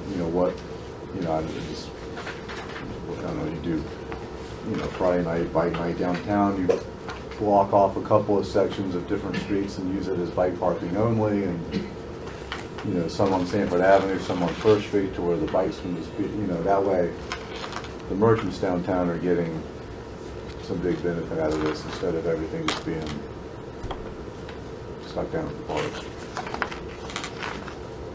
And with the numbers that the bike events draw,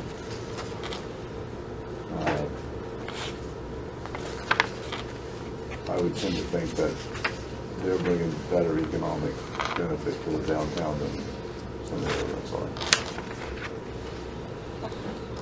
And keep pushing that towards the mall. It's great for those guys, but it doesn't do anything for town. Those guys is me. Outback, Rob, I mean, we're talking about, Those guys are in my district. I understand, but they're also Not a lot not, of bikers at Outback, they're also not, at least not on that weekend. they're also not struggling. Well, two things. It's my understanding that they are sitting down over this. And I would tear to caution, I've talked to both sides on this ad nauseum, about trying to belong for 2 years now. And the Bike Fest, you know, the chamber pulled the Bike Fest, didn't want to do it anymore because of the liability, didn't want to do it anymore because of the cost, didn't want to do it anymore for, you know, new executive director, a lot of these reasons. And now it's coming back, and the same people that were gritching downtown about there being a Bike Fest are now gritching that there's not a Bike Fest. Well, you know, So it's got until it's gone. cake and eat Well, it yeah. too. It's just fine.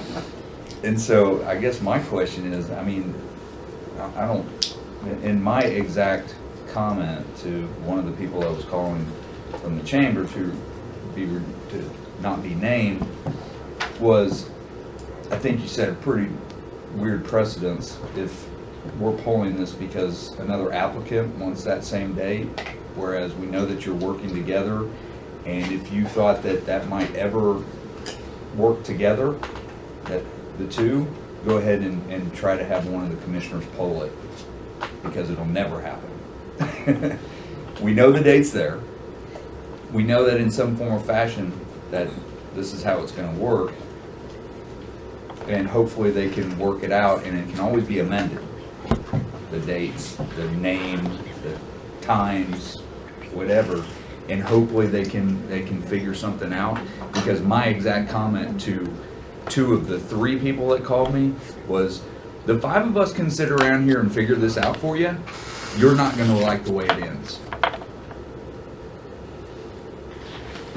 And I said that to 1 to each side of this issue. Here's my question on the bike thing.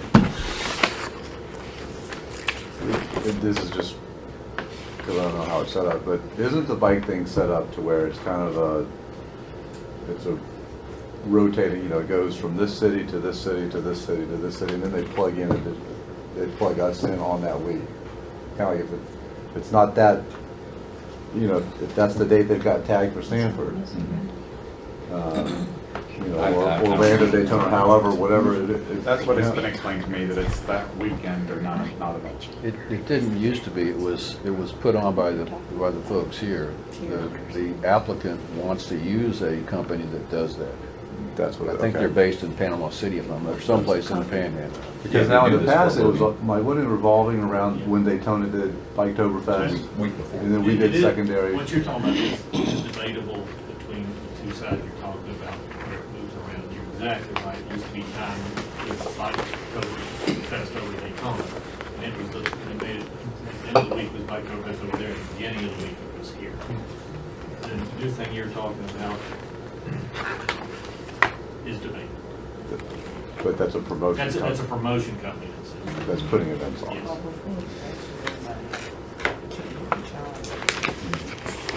Well, that's, Right, but it and would that's still the be, irony of yeah. the whole thing. Tom's intimate with God. I mean, how many times did we talk about this Yeah, last the only year? thing I might add is we tried to work this out last year. I mean, and we met numerous times with the 2 sides, and we think there could be room for both events. When it was done in the past, when it was only one sponsor, even when they had a band playing at Fort Mellon, they would maybe not play between 1 and 2, and the band in downtown could play. So so that you weren't competing. But the problem we haven't been able to resolve is the new applicant that wants to bring back Bike Week wants the location that the Celebrate Sanford event happens. They want their location, and they want their date. And the established Celebrate Sanford used to be the Bike Week, Bike Fest, won't give up Fort Mellon and won't give up the date, and they won't work together. Can I say, The one to get up there. can I say one thing? You know, I understand and agree with 90% of your I'm doing good then. sentence. Oh, I usually It's a agree smile. It's new me. Nah, that's not gonna last. I'm telling you, something happened at home. He got told, "You look so bad today." Here's my problem, and this is just the way I see it. I think that the Celebrate Sanford event, which is coming into its 5th year, is a great concept. Obviously, the first few years weren't well attended. Now, there's some new folks on board. They're turning it into a seafood festival. It's going through several different iterations. I still don't understand for the life of me why that event if that one weekend is so important to the Chamber and Bike Fest, I honestly, especially, I know last year the excuse from that organizer was, well, I've already got my FAA permits for my air show. Well, that event absolutely could be moved a week or two either way. It could. No, you'll never convince me it can't. And there's a little bit of the dog in the manger thing sitting here.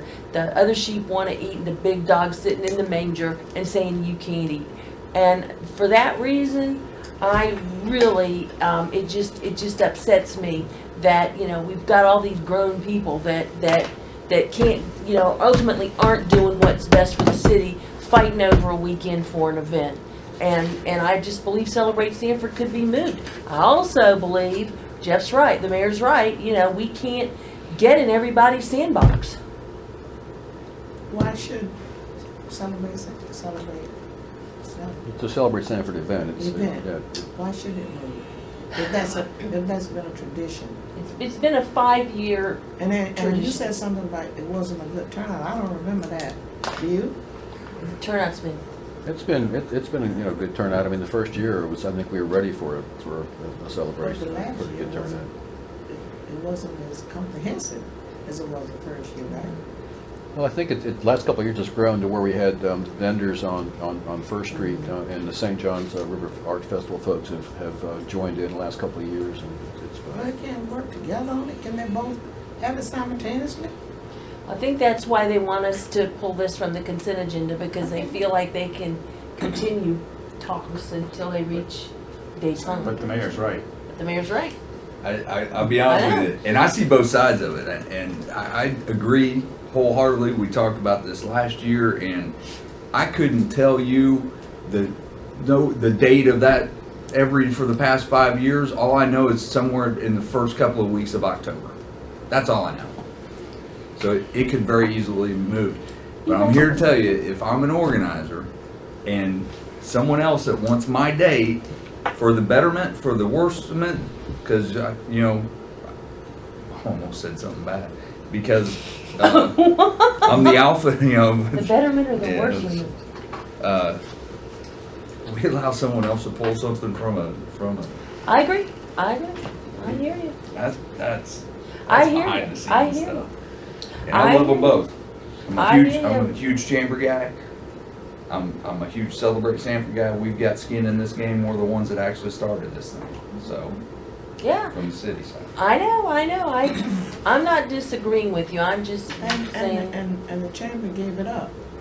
Gave up the, Well, at that time, it was Charles that gave it up. no, he might have given up, he was in charge of it, Yeah. but he's the one who was raising all the money. Yeah. And For the chamber. Most of it was, you understand what I'm saying? Most of it was, he had the contacts.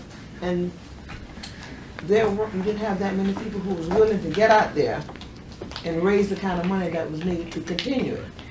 So then that's when they didn't do it. decided, well, I know, that's when they decided, we're not, really don't, Right. we're not gonna do that. So they didn't have it. I say if staff wants to have it pulled because they're privy to conversations that this is continuing on and the name might change or how the whole thing might change, comes around, or if the applicant wants it pulled, but there's an application on file, and if we start going down path of private conversations of which is being shared right now, but conversations that, well, so-and-so would like to see this pulled, because they'd like, I just, Can I ask just one more question goes about against this? the democratic society or whatever. I got another question about this. Okay. This event though, this Celebrate Sanford, although there's an applicant that's made the application that technically puts on the event, the city of Sanford has $20,000 into this event, right? No, we put $7,000, $10,000, $10,000. Of that, your little grant pool. We have 20,000 total, but we distribute that to different groups. We don't give it all to. So they get 6 or 7,000 from the city, and then they get 10,000 from the CRA. So, I mean, is it really a private event or is it a public event? When you have public money in it, that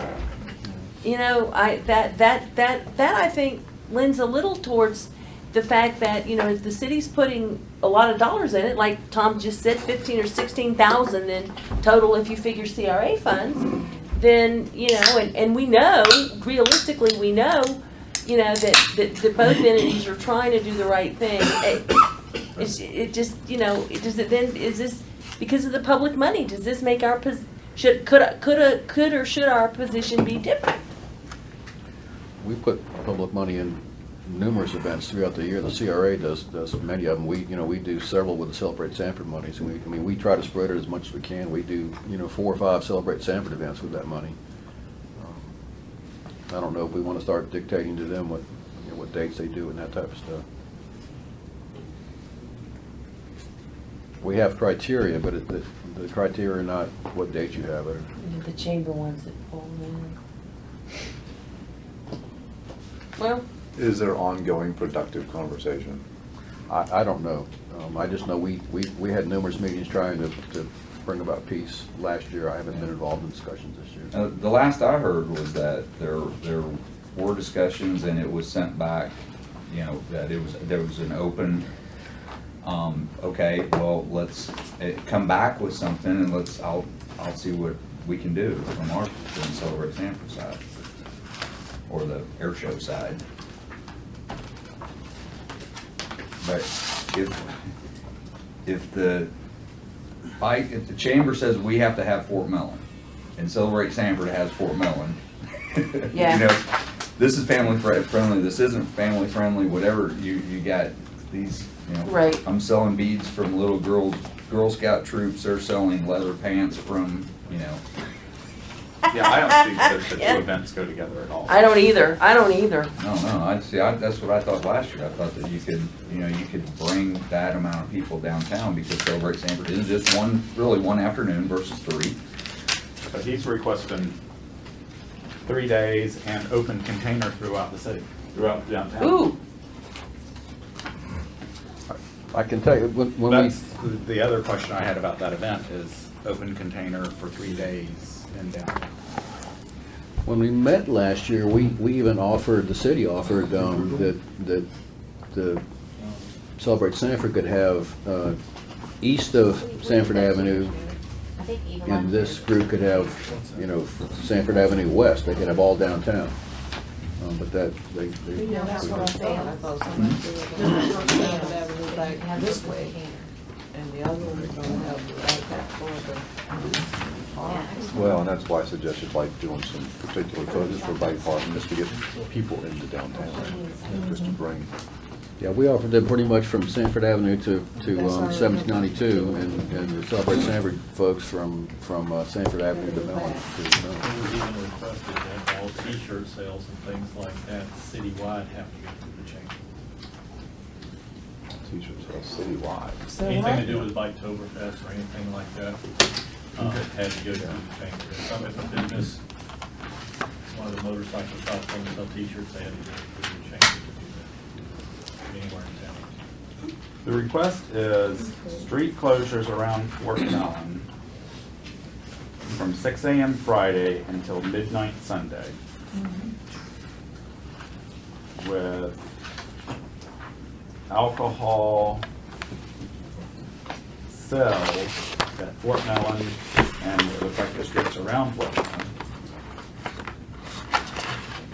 But then a permit from open containers on First Street from Oak to Sanford Avenue, Park Avenue to First Street and Second Street, Magnolia Avenue from First to Second, Palmetto from First to Third, and Sanford from First to 10th, which isn't really where their event is. That would be a sidewalk sale. They're trying to coordinate a sidewalk sale, which they've done in the past, I believe, downtown. The merchants seem to like it.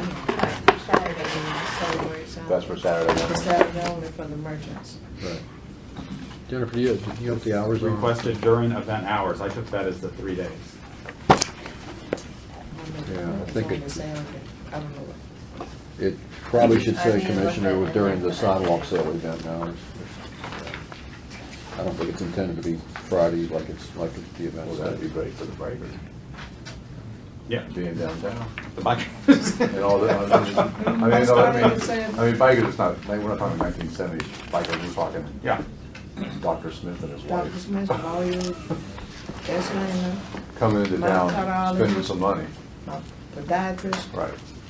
Something, It currently does say for the event hours, I didn't have clarification at the time when the memo was due.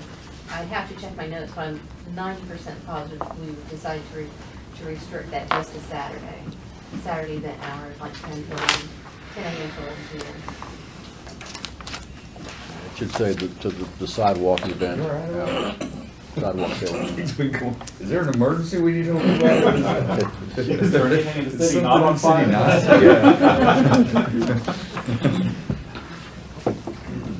I would hope that they're talking about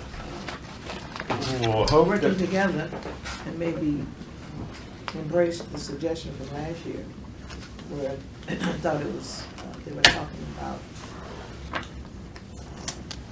Chamber having, from Sanford Avenue, I think, back west, I think.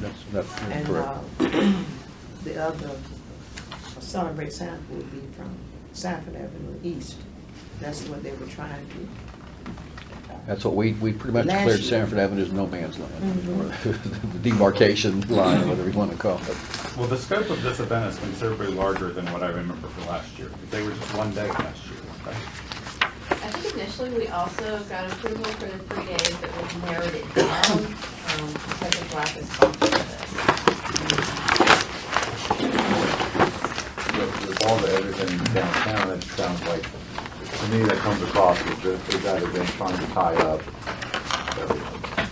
I have to say, 2 years ago, we also had the coordinated sidewalk sale. I have to check last year if we requested it or not, because they were hoping we had more down, they wanted someone to say, I will help coordinate downtown, and we didn't have that last year. So I have to check to see if we had to coordinate, if we included downtown last year. The year before, we definitely did. Once upon a time, the chamber had Bike Fest in Fort Mellon Park, and there was a downtown merchant that did a similar bike event downtown. After she passed away, Celebrate Sanford tried to pick up the downtown sidewalk sales just to continue to encourage that. And it's a whole Celebrate Sanford to encourage people to come downtown and everything. but even when that second vendor was trying to do it, it was always a nightmare. It was always a disaster. It was always everybody calling, and it was not easy. It was not happy and pleasant and good. And I say, well, I think the mayor's right. This is not our place to get into.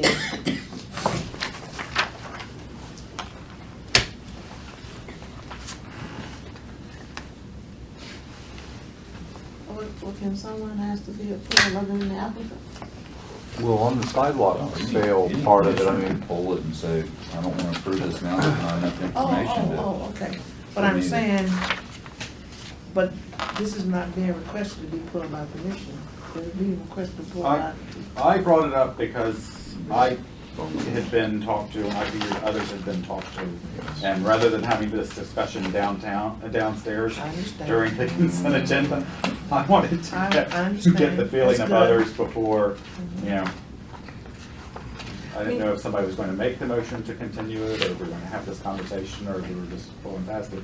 But I am concerned and want the clarification on the open container, because What are our you know, if there's no actual activity down there, I think, you know, are they paying for police coverage downtown during the other hours? But yes, They always pay for whether they're So they're putting, I believe we have 2 wandering officers downtown. for all 3 days? Yes, but it's again, it's not for open, it's not for sales. There's no outdoor sales. There won't be a beer truck selling. Right, I understand that. It's just But this is- for merchants to be able to go from one place to another. Okay, but if we ever allowed open container when the event was not actually occurring in that space? The farmer's market actually helps coordinate musicians and little vignettes of entertainment. Likewise, the merchants can also Right, get someone but- okay, outside. so So Friday- there is some entertainment. But Friday night, is there gonna be any event activity one person, one, Nothing is definitely scheduled because we don't have a point person downtown to help coordinate that other than Michelle with the and farm. Sunday, is there any actual activity going on? Again, we have to see Okay, how the and plans so my develop. concern is saying we can have open container along along all those streets when there's not an event activity taking place during that time. If there's event, if it's part of the event, that's one thing, but if it's just in addition to the event we're doing over here in Fort Mellon, you can wander around there and drink your beer. Yeah. I think that's not a good decision for us to make and set that precedent. And I agree with that. That's kind of a concern that we would have as well. Because we Not have- so much on First Street, but if they're parking on Second Street, if they're parking in any of the other areas, and now you've got people just wandering throughout wherever with open containers. There's no way of really containing them in that little area. We do have signage and things like that, but as we continue to work with applicants, especially, this far out, we narrow our services and our costs accordingly. Okay. So if there was not an event, for instance, on Sunday, we would not hire officers to work the event, and they would not be allowed to have. But would we have approved? I just need some language in there that'll make it. Commissioner, I'm reading, I'm convinced that where it says the last sentence, the street requested during the event hours is intended to mean the downtown sidewalk event. Saturday, October Hours, 8th, Saturday. from 8 a.m. until 11 p.m. But you're correct, 10 there's, a.m. to 11 p.m. Yeah, 10 to 11. 10 a.m. to 11 a.m. Okay. Knock yourself out.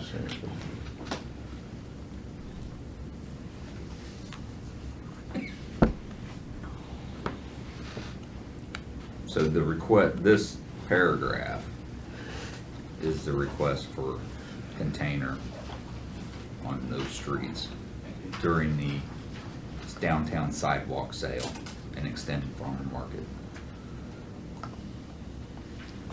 And if that doesn't happen, then no open container. Right. yes.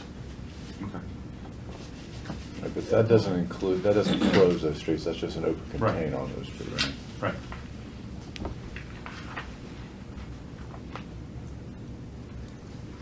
The downtown merchants do prefer their streets open. Yeah. Make it better. Nope. I just anticipate somebody to wander out of that exclusion zone. And we're getting complaints about a lot after 5, people urinating and leaving their garbage on 2nd and 3rd Street. Now we're gonna open it up, so. No, God, no. We can't have that happen.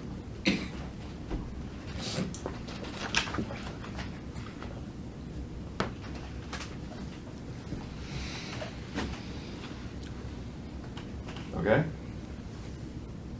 More discussion on that? Well, I'm concerned the chief, I'm kind of with the chief. But what's the alternative? Just We can put enough officers out there, but it may be a little expensive for them. But I thought it was indicated in there that they could not, Is this thing do that or not? unless there was an activity or an event. Yeah, that's what I said. But, Okay. on the sidewalk sale thing and all that, why don't we just not approve that portion of it, because until it's actually coordinated and ready to go, and then it can come back. And with input from the police department, which is supposed to happen anyway, right? Well, they sit through a TAF meeting, or whatever those things are called. TAF meeting. Surf. Circ meeting? Surf. Yes. Yes. But I thought I heard there wasn't a point person yet putting that together. Yeah. Yeah, we don't have for any of the event, we don't have this is occurring at this time, or vendors or entertainers. yeah, there's a None lot of stuff's out like unknowns. that. Well, except there's usually a lot of unknowns with events, because people need to get the True. event approved before they can You're right. solidify that stuff. You're right. Are you good with that? You okay with that? Me? Yeah. I am. You okay with that? Yes, sir. Okay. And the other, we pretty much decided up here that we're gonna be a united front, or does somebody still wanna pull it?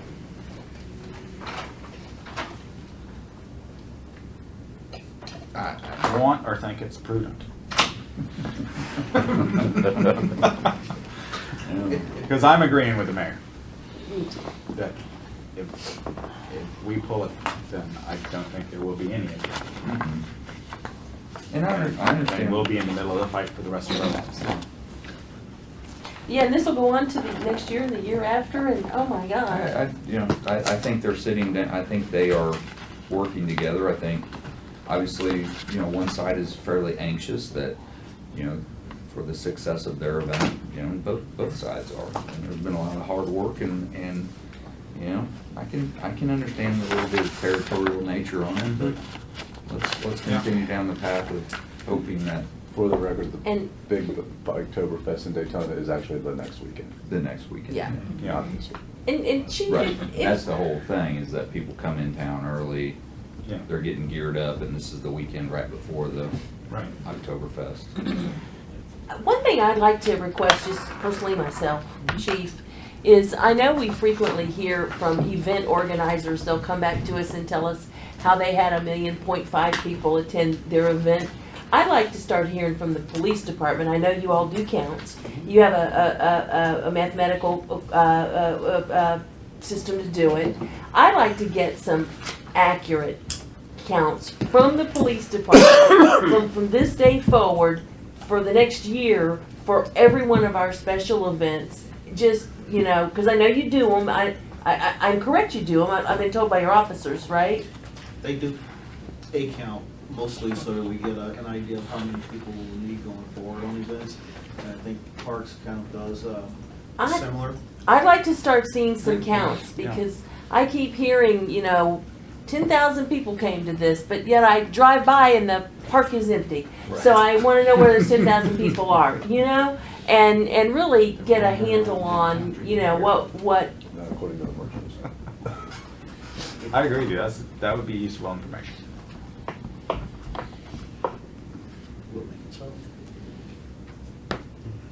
So now we're gonna start judging events by, well, you weren't so successful last year. You no. only had 3,000 people, and we've got some people complaining about it, so your application, we're gonna put your application No. on hold until something bigger and better comes along. No, but we're gonna say, your application, your event was not successful enough that, we're gonna give you money next year.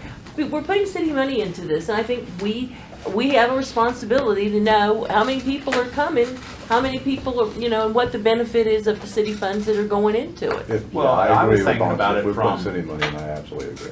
I was thinking about it from the point of, we don't need to close all these Right. streets for the number of people you're bringing. Right. Okay. You understand that fluctuates, so, we can do it every hour and then we can divide it by the number of hours and get an average, but, or do the count when the air show is occurring. Right, I was told by the officers that they have a way of getting a pretty accurate count. And I think if we're putting city money in it, if we're closing off businesses sometimes, we at least need to be able to say, well, 5,000 people did come to this, and I would trust the police department much more than I would the applicants. Absolutely. I've heard Oh, some crazy yes. numbers, so I think it's a worthwhile estimate. If I'm clear, on the consent agenda, the only item that we do need to pull and clarify still is the Pints and Paws for the addition of the alley closure. Do we, Right. Okay. I've got that written down. okay. That's the Well, only. what did we decide about this one then? Well, if you're gonna mark off the Saturday downtown with the beer sales and, that application until they figure out exactly what they're gonna do, then they come back, right? If they're actually gonna do it, they can come back in and, with the plan of, here's actually what we're doing. We're doing this L shape, and we'd like to have beer sale, open beer on that, or whatever it may be. And I'm okay with that. If there's no coordination on it yet, then Yeah. That puts puts it on them to get their pull together and bring it back to us, right? That makes sense? I know they've talked to two different merchants, but I'm not sure who's taking it.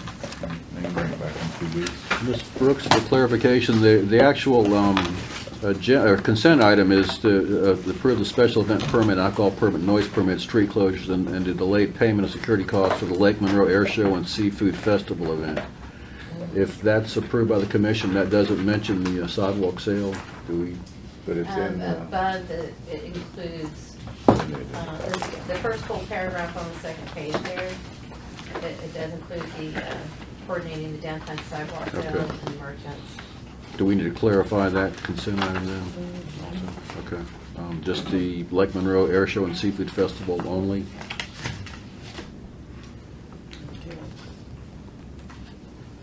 Chief's got his hand up. Jeff?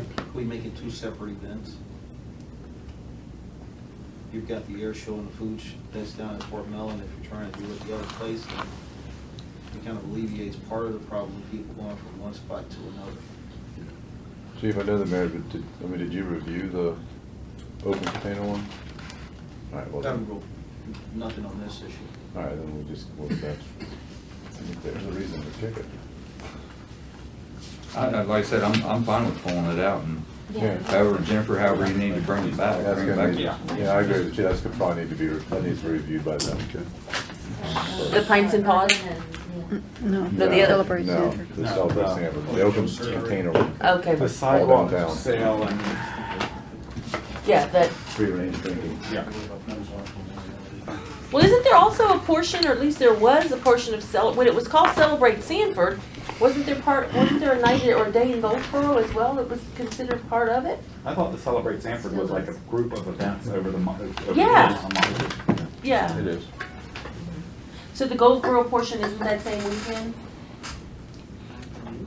And we don't have their application yet. Okay. I think it was on a Friday, isn't it?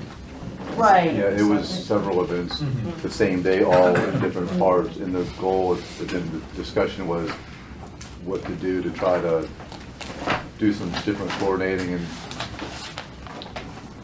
I guess marketing is the best word, to kind of let people get Right. circulate to the different ones. Yeah. Well, we had at least 3 events this year that came under the umbrella of Celebrate Sanford, and they were held on different weekends because they wanted to use Fort Mellon Park. So we added one this year that had it on a different Saturday in Fort Mellon Park. And that is, Mr. Bush, I can't think of his name. Cornell. Cornell Bush. Cornell Bush. What was the event here? Organizations, No Limits. No Limits. Right. No Limit Health. oh, Yeah, No Limit Health. Very good event, and it, resources and supplies for some of the young people. It's a good event. I'm just happy that we're approving 2 New Year's celebrations. Okay, anything else? nope. I think it's really family. I'll talk about one downstairs. I have something there. Yes, take it how that we go. Just want to get an idea from the commission regarding the way your agenda book is assembled. I had a request from Commissioner Woodruff to possibly move the items that are regular items and place them in the back where they are action items. And then the move sheet that we have in the back that tells you to move it from the front to the back, from the work session to the regular meeting. I guess it's become cumbersome. And, I see a lot of times you all are trying to move things between meetings, between the work session and the regular meeting, and sometimes you're not able to grasp the item that is being considered. So I want to get an idea, do you want something in both the work session and the regular meeting agendas? Or are you okay with the way we give it to you now, or do you want it switched from the way we do it now to placing the item in the back under the regular meeting, or are you okay with it? I'll look for it, however, but to me, it makes it easier in the night meeting to have everything lined up, ready to go in under the regular meeting, just flip. instead of trying to spend time And I always that's, put it in the wrong spot. and that's what, I think that's what Commissioner Woodruff was saying. I never move it, I just flip the book back. up here, I mean, it'd be easier for me up here just to be able to flip back and forth. I mean, it's a little less. It's not a big deal. I can do either, I don't really care. I never have any trouble finding It's it. just common. It wasn't really- Kind of needy. So, Like I said, I'll do it however, but oh, I'm I've leaving found it that up just- to you all, however it's best for Sounds you like somebody to. with OCD. So I'm hearing that I've you're already gonna moved. want to stay the same, the way we give it to you now? Not at all. You want I'll it, have to flip it back and forth, which is fine. I'm good with whatever everyone else wants. I lost attention span. But you're still smiling. But you're I'm still smiling about it. I'm in my own happy little world. Okay, so, What do you want to do, man? I'd like it, I mean, I just sort of made the like, off-the-cuff comment, it's like, I wish y'all would put the agenda items in the back where they go, Where we rather go. than me having to find them at the front.